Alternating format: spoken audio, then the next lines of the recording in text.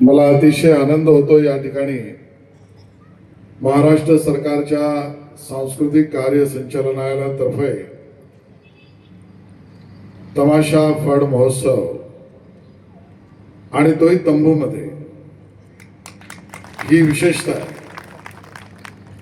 आपला संपन्न आणि समृद्ध महाराष्ट्र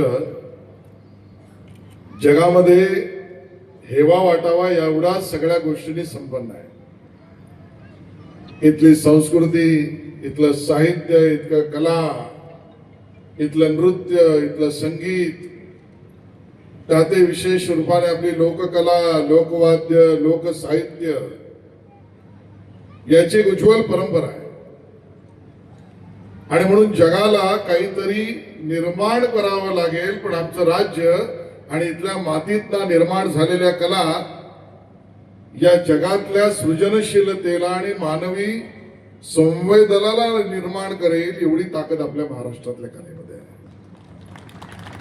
आणि म्हणून हे वैभव आहे, हे लोककलेचं वैभव टिकलं पाहिजे. ते केवळ जतन संवर्धनापुरतं नाही, तर ते प्रचार प्रसारापर्यंत गेलं पाहिजे. आणि केवळ याच हेतूने हे सरकार, माननीय मुख्यमंत्री देवेंद्र फडणवीसजी यांनी आम्हाला निर्देश दिले. उपमुख्यमंत्री एकनाथ शिंदेजी असतील, सुनेत्राताई पवार असतील,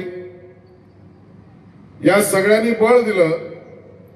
खरं तर आजच अर्थसंकल्पीय मागण्यांवर सभागृहात चर्चा होती आणि त्यावेळेला मी म्हटलं, ते पुन्हा एकदा सांगतोय, सभागृहाच्या सदनात मी म्हटलं, एका वर्षामध्ये यापूर्वी विविध कार्यक्रम, जसं आता इथे महोत्सव आहे, असे पूर्वी 300 आणि जास्तीत जास्त 400 कार्यक्रम व्हायचे. या वर्षी आम्ही 300-400 कार्यक्रमावर नाही, 800 कार्यक्रम पूर्ण करून 1200 कार्यक्रमापर्यंत जातो.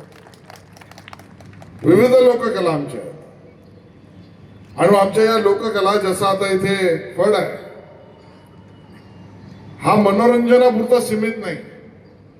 मनोरंजन आहेच, पण यातून, या लोककलेतून आपली प्रथा परंपरा असं सांगते, सामाजिक, राष्ट्रीय आणि कधी कधी कौटुंबिक कलहातल्या विषयांना सुद्धा उत्तर शोधण्याचं काम या आमच्या मंचावरून होत असतं. आणि म्हणून आमची लोककला ही जास्त प्रभावी आहे.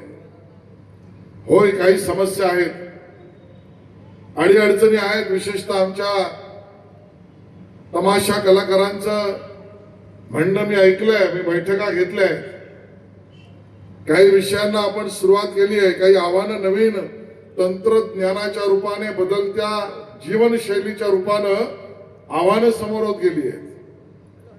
पण तरी आपली कला टिकली पाहिजे, जगली पाहिजे, वाढली पाहिजे. म्हणून महाराष्ट्राचं सरकार हे कटिबद्ध आहे. आणि म्हणून या सर्व प्रतिकूल परिस्थितींचा सामना करत सुद्धा ज्या आमच्या कलाकार मंडळींनी ही कला जोपासली, त्यांचं मी त्रिवार अभिनंदन करतो, त्यांचं धन्यवाद करतो. नारायणगाववरनही मंडळी आले